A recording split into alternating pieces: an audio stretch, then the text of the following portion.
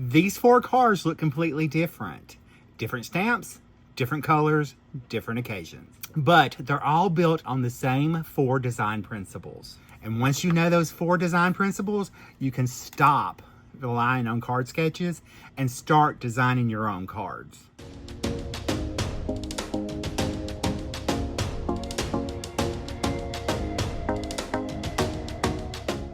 Hi everyone, I'm Rick, and today we're going to talk about something that I think can completely change the way you make cards. Design. Sketches are useful. Copying cards are useful. But eventually you're going to want to understand why a card design works. And that's what you're going to be learning today. I'm going to walk you through 5 design principles that I use on almost every card I create. And then we're going to put those design principles to practice and design a card together. Let's head over to the craft desk. What do you notice first? The focal image?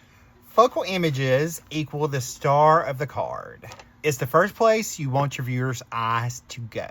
It can be created through size, color, contrast, detail, dimension, even placement. We're going to take this card. What happens if I take and cover up our focal image of our card?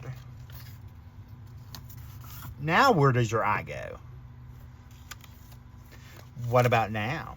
And that's why the focal point matters. On this card, we have our hero, our supporting elements, the background, and our details. Visual hierarchy is simply the order in which your eye notices things. What do you see first? If we cover up with the sentiment, what do you see first? If we color up this right there, what do you see second? What's supporting the design? That's visual hierarchy. It's just simply the order in which our eye travels.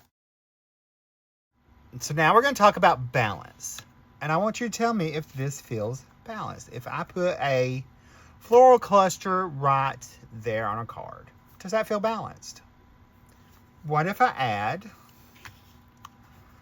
some more flowers? Is it balanced now? What about now? Or now? Or now? Or is that balanced? If we add our sentiment, does that make our design balanced? Is it better or is it worse?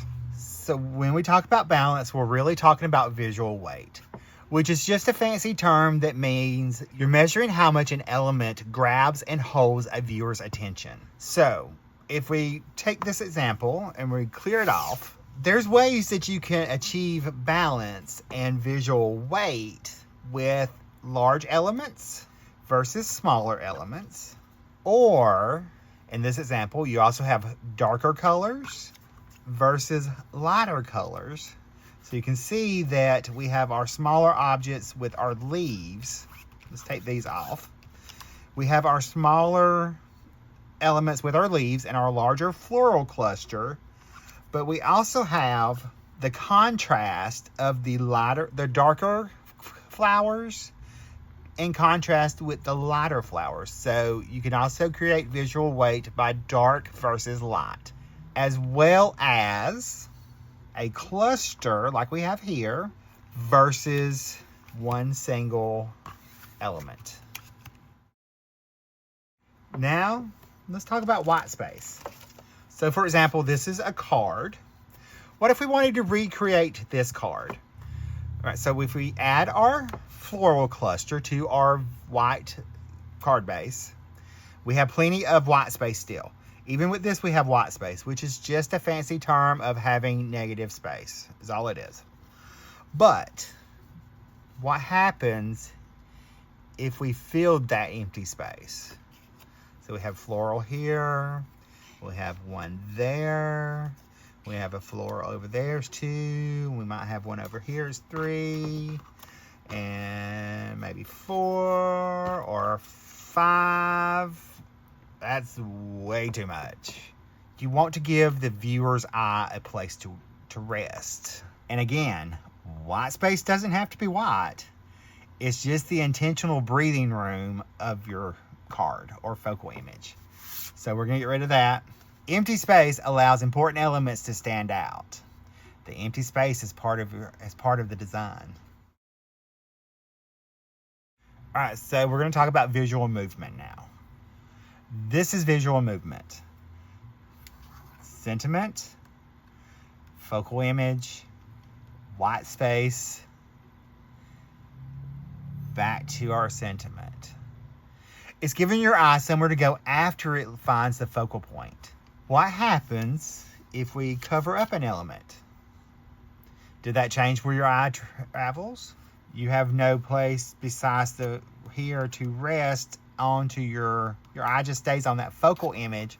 So there's no visual traveling or visual movement for your eye to rest and stop and catch every little nuance of your card design.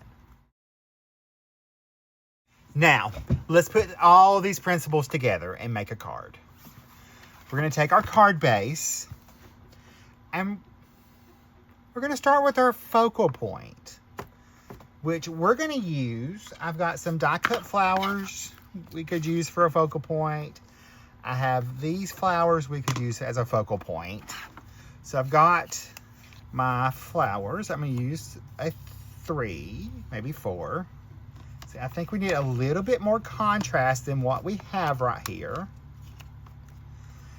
for our focal point. So we're going to add in, we'll take and get rid of this one and maybe change it with that. And maybe we add another one down there to balance out our colors here. We've got our darker pinks here and our more red there. So that, it to me is more visually appealing. So that is going to be my focal point. I've got my area.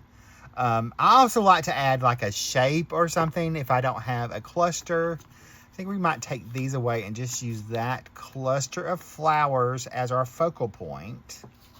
So that would be a nice place to draw out the eye. We're going to add a piece of pattern paper to our card for a landing place to help kind of give us our balance. It's going to help with the balance part. We're going to place those. It's going to be part of our supporting elements that we talked about. So we can add a piece of pattern paper. Let's go ahead and trim this down. So I'm going to trim it down to the same length as the card base. So we can do that. And we will go ahead and attach that to down. You just get some adhesive here. So we'll add a little liquid glue. I'll go ahead and add my pattern paper to my card base. All right, so now we're gonna start adding our supporting, we're gonna add our focal point. So we've decided this is gonna be our focal area with our cluster of flowers. And I'm gonna keep it the same color. So I'm gonna add that on there. And I'm gonna flip that over and add some foam tape behind that so that we have a little bit of dimension. So we can add that there. Here's our focal area. And I'm just using leftover pieces. So we're gonna take and create that focal area. I've got our little die cuts here. So I'm gonna add a little liquid glue to our leaves. So I'm gonna add a couple leaves right there. We'll add another one of those right up on this side of our card. We're going to tuck it in right up here. That helps with our visual. We'll add a couple smaller little leaves here. We're helping to build our balance of our card and our movement. I try to always, if I do one element in one spot, I try to repeat that element in another spot, mirrored.